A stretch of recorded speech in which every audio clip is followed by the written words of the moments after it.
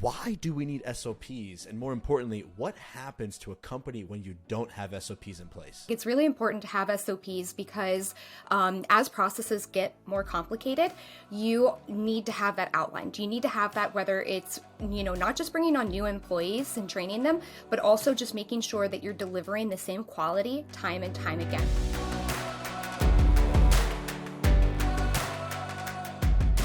Welcome back to a brand new episode of the 8-Figure Agency Show, where a successful entrepreneur and a soon-to-be successful entrepreneur help you build an 8-figure agency by documenting our successes and our failures. And if you're watching this on video, you probably noticed that it looks a little bit different today because A, Gary's not here, and B, I have a setup. So finally, I have a little bit of a better setup, and I'm not constantly moving around. But I am joined by Caitlin.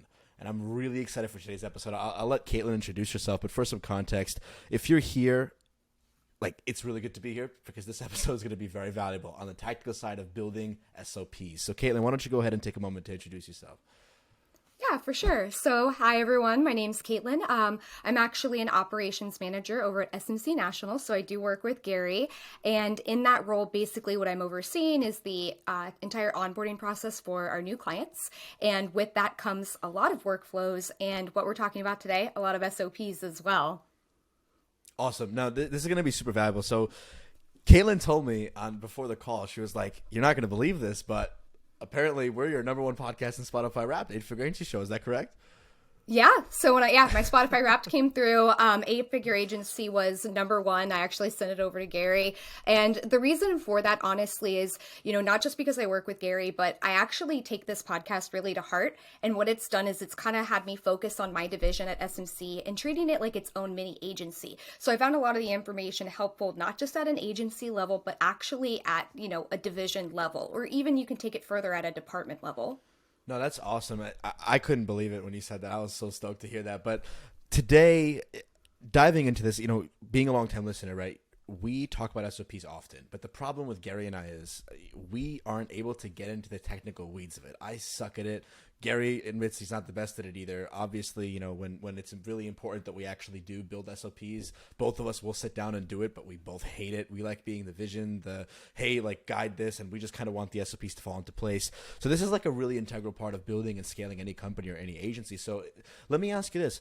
Why do we need SOPs? And more importantly, what happens to a company when you don't have SOPs in place? Yeah, for sure. And first of all, I want to say that you guys are not alone. It's very hard pressed to find someone that actually likes writing SOPs. Spoiler alert, I don't, even though I'm pretty good at it. But with that being said, I think it's really important to have SOPs because as processes get more complicated, you need to have that outlined. You need to have that, whether it's not just bringing on new employees and training them, but also just making sure that you're delivering the same quality time and time again, no matter what the process is, and that no steps are missed. Because no matter how easy you might think something is, the easiest things are actually what get missed the most. So true. It's the little things, right? I've actually had a conversation about this with a couple people the last week, and the little things really add up because when you scale and you grow and you kind of lose track of those little things, they compound. They kind of snowball over themselves. So let me ask you this, kind of the second part of the question, right? What happens when you don't have SOPs in place? When you don't have SOPs in place, kind of like I said before, you're not going to be delivering that same quality time and time again. But hey, this is a big topic right now, especially in today's climate, but employee churn. So if you don't have those SOPs and all of that is living within your employees, they walk out the door and they're taking those processes with them. Now you have to start from the ground up and you have to bring someone into a messy environment where you don't know how to tell them what they're doing. You don't have the expectations set. They can help you build it up again. But then what happens when they leave if you're still not implementing those SOPs? Got it. Sounds like what you're alluding to is an SOP on how to build SOPs. Yeah, definitely. I think that's actually SMC's first start was we built an SOP on how to build SOPs. It definitely helps for current employees, but also the entire onboarding process. Let's go into that a little bit because this episode is going to be really tactical, right? I know we have a resource to share, which if you're listening right now, there'll be instructions later on how to get that resource. It's actually an SOP template. SMC was generous enough to be willing to share that, so stay tuned for that on how to get access to it. But how do you actually tactically build SOPs? And in this case, it seems like the most important first SOP to build is going to be how to build SOPs. So why don't we dive into that a little bit? So I think the first thing that's most important is actually the structure of your SOP. And when I talk about structure, I'm talking about length, the different resources that you might want to link to, as well as checklists in your inputs and outputs. And your input's going to kind of be like, what's your trigger? What sets off this process in motion? And the reason I want to talk about length first is if you have an SOP that's 45 pages long, hey, I've written a 45-page long SOP. It wasn't helpful. You have someone that when they need to look for information, are you really relying on somebody to actually read through 45 pages to figure out how to do their job? That is, they're going to lose concentration, they're going to lose engagement, and all of your important notes are going to get missed. So length is the biggest one, where that kind of ties into your supplemental resources. You want your SOP to be no more than, I would say, depending on the process, I would say between 3 to 5 pages. So anytime that you have steps within your SOP that might be a little bit longer than 3 to 5 pages, that's where you want to create things like looms. Maybe you want supplemental information that you can link to so that when someone's reading that SOP, they can go straight to the part of the SOP they need. So I would say like a table of contents that hyperlinks to each section is really important too. So it's like, I don't want to read, even through 5 pages to figure out what I'm looking for. I want it in the table of contents, one click, it takes me right where I need to go. Wow. So you honestly blew my mind there a little bit because it's such a simple thing, like an obvious truth, but keep the SOP short, makes sense, but use tools like hyperlinks and looms to add that more complex stuff. Meaning if you have a longer SOP or a longer process that's a little bit more complicated, something like Loom is perfect. You throw in the link. It doesn't make it 45 pages. It's a 3 to 5 minute video that's like step by step of exactly how to do it. What's been your experience with that? Like best practices around that? How do we actually do that and recognize the right time when it's time for a Loom or when it's time for a screenshot and so on and so forth? Yeah, for sure. So I would say definitely like the time that you need screenshots, and keep in mind screenshots, sometimes it's also good to hyperlink them out too, just in the sense that those are gonna, expand that page count. But I would say like if you are only halfway through your SOP and you're already hitting like that over 5-page mark, you've probably been a little bit too wordy and you need to look at, okay, what are the longest sections and how can I actually visually show somebody how to do that? Got it. Now, when you're going through these SOPs, how do you determine what to cut and what to not? Just because something's long, right? You can always make it more concise. But in other words, what are the important integral parts that should be going into an SOP document? I would say that's going to be your inputs and your outputs. So starting with your input, I also call this the trigger. So when you're going over a step in your SOP, what triggers off that step? Like what is like the, hey, I need to do this now. So then your output is going to be like, how do you know this step is complete? What does that look like? And in between, you kind of want to keep your action items. That's going to be your checklist of what items need to be checked off, need to be done in order to complete the step to get from input to output. That's really interesting. Let me ask you this, because I think this is basically what you're saying, but it's an analogy that Gary made back in June or July, like when we first started this show. And what he explained to me about SOPs is the following. He said, look, you have checklists, right, which are kind of like the study guides, and then you have the tests, which is like the SOP itself. SOPs tend to be a little bit longer, a little bit clunkier, but from an SOP, you should be able to derive a checklist, which is 3 to 5 steps that anybody can do. Look at that checklist, step 1, step 2, step 3, step 4, and then when the SOP comes in, the actual test is, wait, step 1 in the checklist, I need to know how to do A, B, C, and D. Let me link back to the SOP. Is that the right breakdown? And if not, what's the right way to look at it? I would say yes, that's definitely the right breakdown, and I was going to get into that later, where basically like your process is your actions. Your SOP is your details. So the checklist that would come from the actual process, let's say if you're using like tasks in a project management system, those are going to look a lot different than the checklist within your SOP, because those are going to be like the actual steps that you need to complete the action versus the task that is the action being completed, which I would say is probably what Gary's referring to when he says that 3 to 5 checklist afterwards. Got it. That makes a lot of sense. So, okay, let's dive deeper here, right? Because so far we've kind of touched on the surface here, and what part of a business, right? So, like, let's talk SMC for a minute and what you do, kind of day to day, right? For anybody listening, how do you actually write an SOP? Like, where do you start? So where SMC started actually is we started back in 2020. We had no SOPs, not a single one. And, things were getting done, but like I said, they probably weren't getting done the best way that they could have. So we actually went through a whole exercise of let's start creating SOPs. And from there, every process that we had, we started writing those SOPs.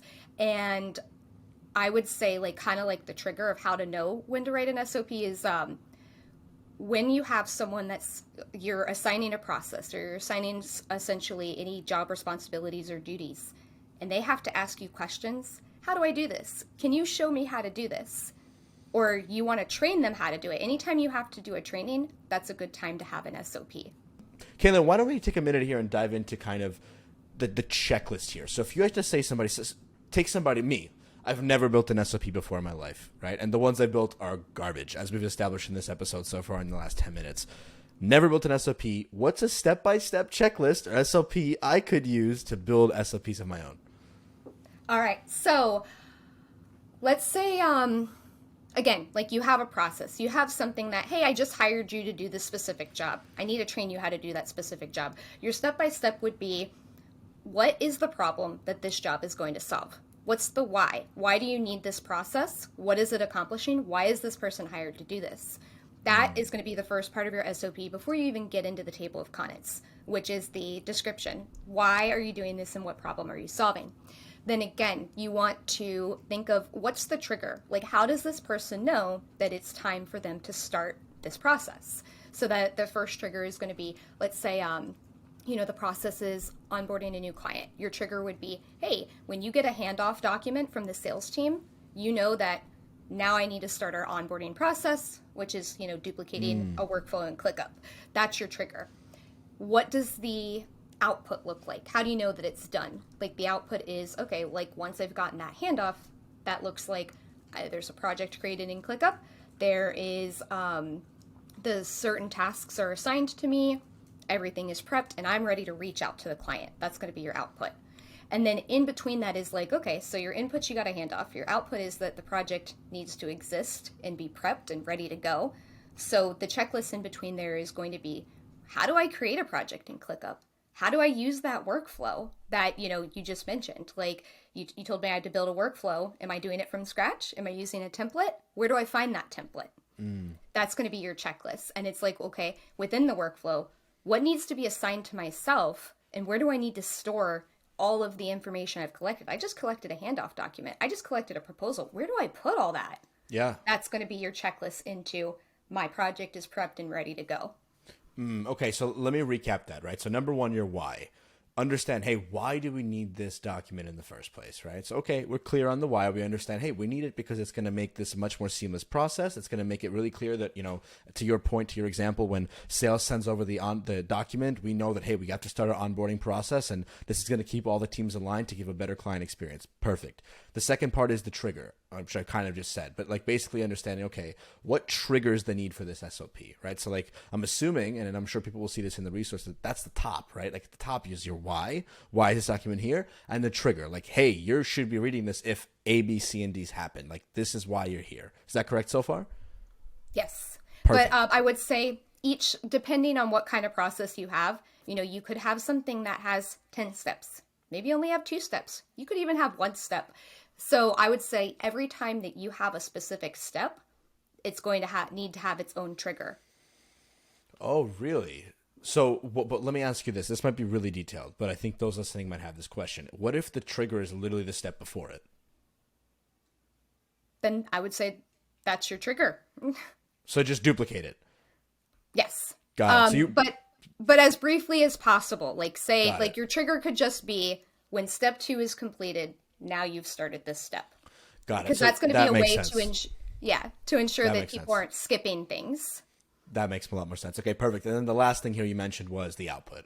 You got to make it clear, right, that, hey, this is the why, this is the trigger, but like this is what it looks like when it's complete. Like you finished it. This is the ideal outlook or the ideal product, the ideal output that is. And that's how you know that it's complete, right? Yes. Perfect. Awesome.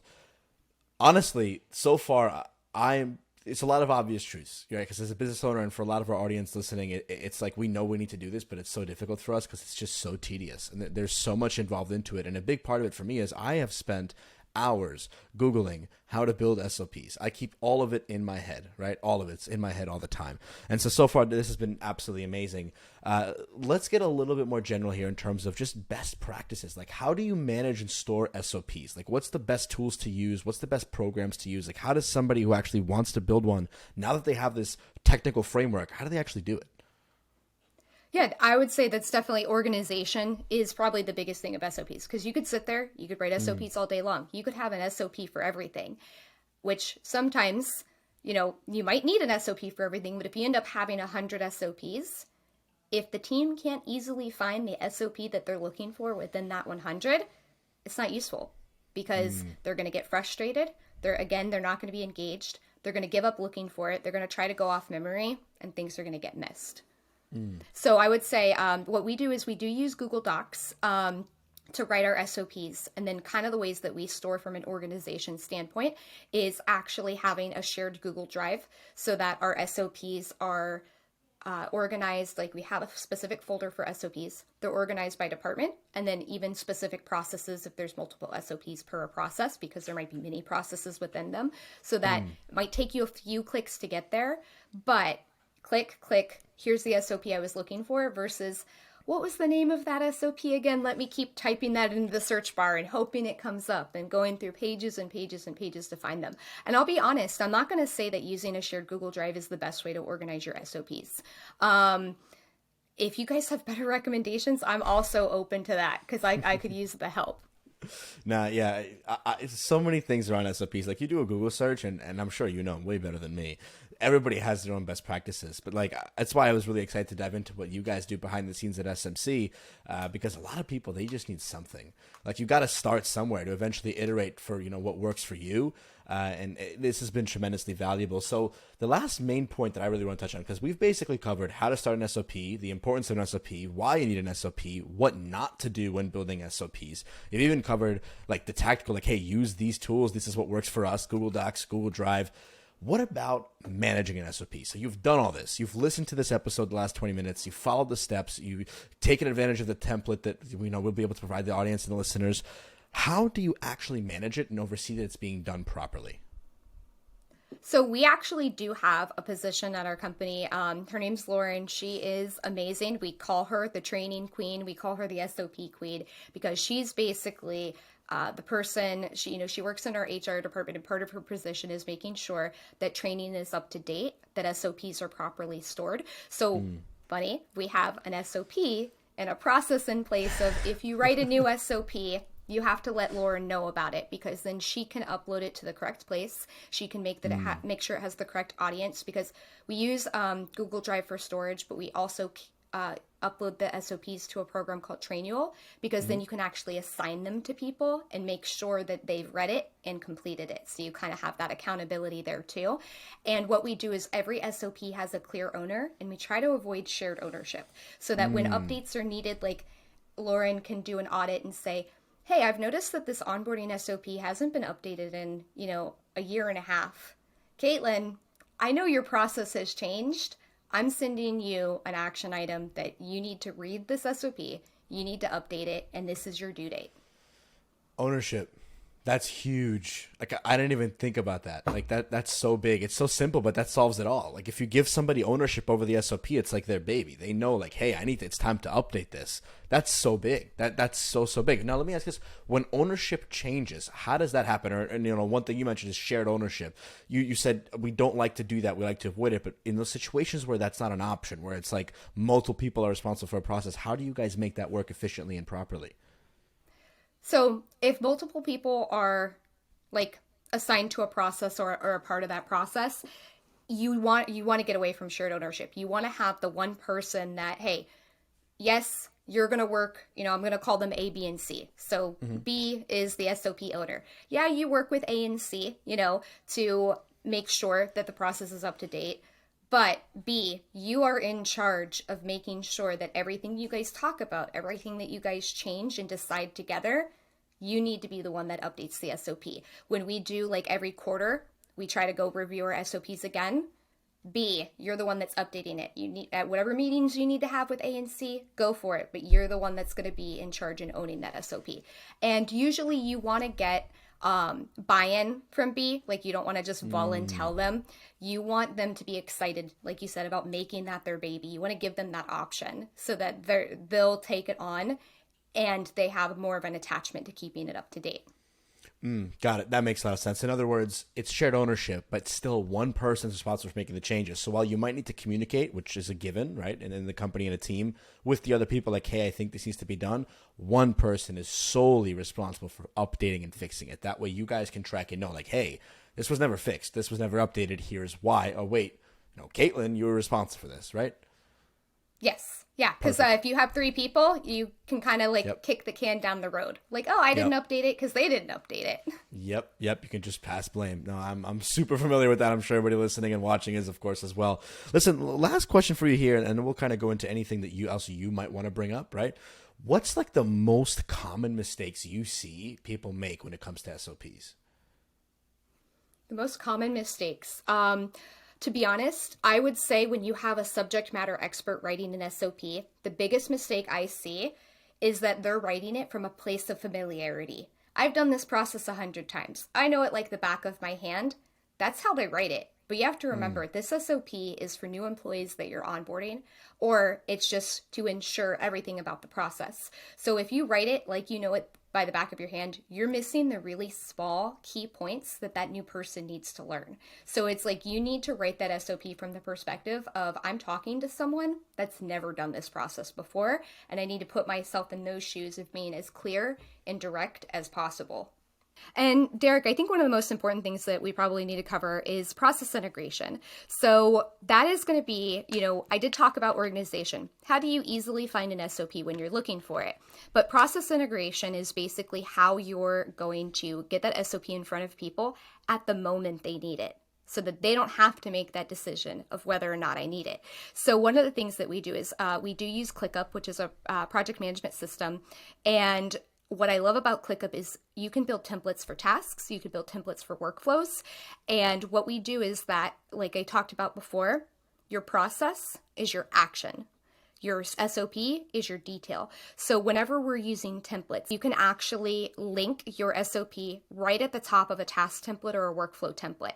And remember when I talked about the structure and having that table of contents? So that if you have multiple steps and a task is a different step within that, you can actually use the hyperlinks from your table of contents if you're using Google Docs to link that specific step right there.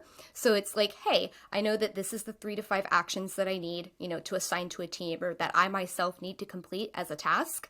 And if I forget, how did I get here? What am I doing? Why am I doing this? That SOP is linked right there at the very top. I can just click that, refresh myself, and we're good to go. Well, that's awesome. So in other words, whenever a new process is needed or just anything is needed to do, you never want a situation where you're not sure why you're doing it. So at that table of contents, there should always be something that explains the why, but going a little bit deeper, even another hyperlink to another SOP of like, hey, here's how you got to this step, as a refresher of like, hey, here's like how we got here and how we're going to continue going down the process. Is that correct? Yeah. So I would say partially. So I definitely have for onboarding, there's probably 20 tasks that need to be sent out and assigned. If I put all of those 20 tasks in my SOP, that's a 45-page SOP that no one's going to read. So we have each step, and then if you need more detail on that task, that's where you have your supplemental resource that you're going out to, of like, how do I prep this specific task?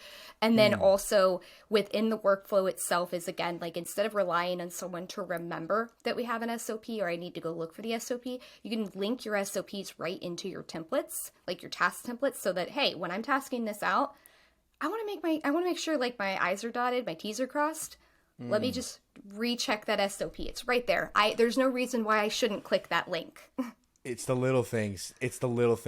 I mean, let me just put that into a bigger perspective for those listening. It's basically what you just described is how to ensure there's no holes in your systems at all. Because like you spend all this time building the systems, and I'm guilty of this. In fact, I literally just had this happen. I had a pretty rough team meeting the last few weeks, and I was like, I made a system for this. Like I made a checklist, I made a timesheet, I made like a step-by-step. Here's the first 5 minutes, here's the first 10 minutes, here's a notes sheet, and I didn't use it. And I realized like, I didn't use it because I didn't make it easily accessible. And like every time I have a team meeting, it wasn't in front of me. You just solved that problem. You're like, put it in front of you. Like never have the situation where you don't have that SOP in front of you. So when you have a task to do and there's process associated with it, they shouldn't be difficult to find that integration. It shouldn't be difficult to find the SOP. It should be right there in front of you.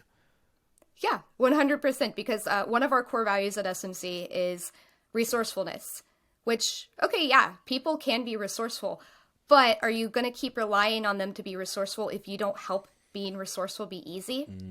No, that's a great point. That's a great point. Definitely not. I have had to learn that the hard way many, many times. For those still here with us, it's been a very technical episode and a super valuable one. Gary and I have been talking about SOPs for a while. We've kind of beaten around the bush a little bit, for lack of a better way to phrase that. And this episode really let us get technical. So I really want to thank you for your time, for jumping on here, Caitlin. And you know, where can people find you? Where can they go if they want to reach out? So you can find me on LinkedIn. It's Caitlin Alber. I don't know if my name will be on this screen, but it will be. You know, it will be. in the description. And no, it definitely will be, and it'll definitely be linked in the description. And guys, before we go here, we promised you a resource. To get the resource, go to Instagram, go to the Gary Bird. Here's his page right here, and shoot him a DM. Tell him you're coming from the episode with Caitlin, and you want to get that free SOP resource. When I say you're going to want this, trust me, you're going to want it. It's a literal template on an SOP that you can plug and play that SMC uses. Might as well steal secrets from the best if they're giving them out for free. So go to Gary Bird on the Instagram, page is right here. Shoot him a DM. Tell him you're coming from the episode with Caitlin and that you want the free resource. Him and his team are going to send that over to you. So Caitlin, thank you so much for your time. This was a great, great episode. I think it provided a ton of value. I know it helped me a ton, and I hope that it helped those watching and listening. Is there anything else you want to add? I think that about covers it, but thank you for having me. Awesome. Guys, until next time.